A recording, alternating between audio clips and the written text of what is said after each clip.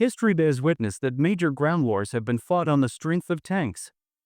The country with the most powerful tanks usually dominates the enemy. Today, on the battlefield, the tank has become the backbone of ground forces, significantly boosting an army's power. But what exactly is inside this machine that allows it to wipe out hundreds of enemies in moments? How many people can fit inside at one time, and how does it actually work? Let's find out in today's video. But before we begin, we have a small request. Please make sure to subscribe to our channel. Creating this kind of content takes a lot of time and effort, and your subscription gives us the encouragement to keep working. So, let's get the video started. Friends, there are basically three types of tanks in this series. First is the M1, which was first used in 1980. Then came the M1A1 in 1986, and the M1A2 has been in use since 1992. From the outside, these tanks look quite similar, but over time, they have been made significantly more advanced on the inside. Today, we will focus specifically on the M1A2 and how it works. Let's talk specs. It has a height of 8 feet, a length of 32 feet, and a width of 12 feet. Looking at the weight, it clocks in at 68 US tons, which is roughly equal to the weight of 35 cars. Yet, even with this massive weight, it races at speeds of 42 miles per hour. The fuel capacity of the M1A2 is 500 gallons, whereas a normal car average is about 16 gallons. However, the M1A2 actually requires this much fuel because it can only travel about 6 miles on a single gallon, which is quite low compared to cars or even other heavy vehicles. Now, let's talk about its other features. It is equipped with caterpillar tracks and has 7 wheels on each side. The main body is called the hull, and the top part is the turret. The turret spins and is responsible for holding weapons and other equipment. The engine is located in the rear section. But the big question is, how many people are actually inside? There are 3 crew members in the turret and 1 person positioned in the front. Up until now, we've looked at the outside structure, but let's go a little deeper and look at the caterpillar tracks, also known as tank treads. These tracks are made using steel and replaceable rubber pads. On each side of the tank, there are 7 load wheels. These are lifted by the idler wheel at the front and the drive sprocket at the back. The drive sprocket has gear teeth and is powered by the engine. When it spins, it rotates the entire track, causing all the road wheels to move. The main role of the caterpillar tracks is to allow the tank to move easily over rough surfaces. Thanks to them, the tank can cross large barriers with ease. Regular four-wheeled vehicles have a limited contact area with the ground, which is why they easily get stuck in potholes. However, a tank has a much larger contact area with the ground, allowing it to distribute its heavy weight effectively. Because of this, obstacles in the path are no match for a tank. It can cross deep trenches and climb hills, yet for the people sitting inside, the ride remains very smooth.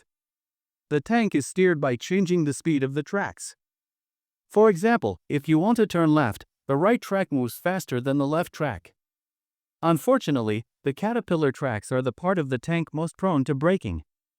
The good news is that the tank carries tools to fix them or replace broken links right on the spot. Next up is the engine, located at the very back of the tank.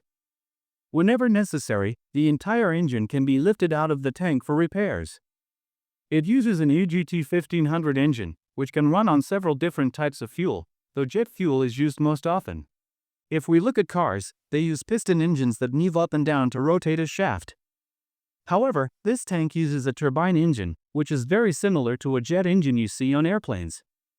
The difference is that the tank's engine is much quieter and is specially designed so that nearby enemies cannot detect the tank's position. This engine gets very hot, so 2 cooling units on the side help remove the heat. Also, the exhaust is located behind the engine, so it is always advised to stay away from the rear when the engine starts. Friends, there is also a phone located on the back of the tank so that soldiers outside can communicate with the crew inside. On the sides of the tank, there are armored plates called side skirts. These are installed to protect the wheels and caterpillar tracks. They can be opened in sections to easily access the road wheels and fix any damage. The tank has headlights on the front and 4 tow hooks underneath. Since the M1A2 is available in several variants, other models might have slightly different features. This top part is called the turret, and it can spin all the way around in just 9 seconds. The main gun is located at the front, a 120mm smoothbore cannon. This means the shell, or ammunition, is 120mm, and the bore, the hole the shell passes through, is also 120mm. Shells used in this tank exit the barrel at approximately 3,500 miles per hour and can hit a target up to 2 miles away. This tank also has a very special feature called the automatic stabilizer. This helps the gun aim precisely at the target even while the tank is driving over bumpy terrain. Thanks to this, the driver doesn't need to stop the tank repeatedly to aim and fire. Even if the tank is spinning or moving on a rough surface, the automatic stabilizer keeps the gun locked onto the target. For smaller threats, there is at least one machine gun on top of the tank. Additionally, there are smoke grenade launchers on both sides of the tank. Their job is to release smoke to hide the tank from enemies during battle. Since the tank is quite compact, there isn't much space for equipment inside, so the crew often stores their gear in the bustle rack attached to the outside. Inside the turret. Talking about the inside of the turret, there are 2 hatches, the commander's hatch and the loader's hatch. 3 of the 4 crew members stay inside the turret, operating in a very small area. The gunner sits at the bottom right, the commander is directly behind the gunner, and the loader is on the left side of the main gun.